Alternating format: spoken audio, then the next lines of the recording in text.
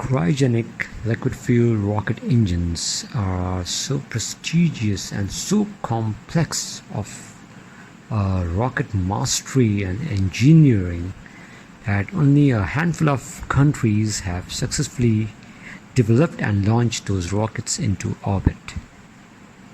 So at space velocity, we are venturing into research in such technology to develop miniaturized forms of these liquid rockets, because so that we can at least have the same kind of ISPs that these rockets have to offer.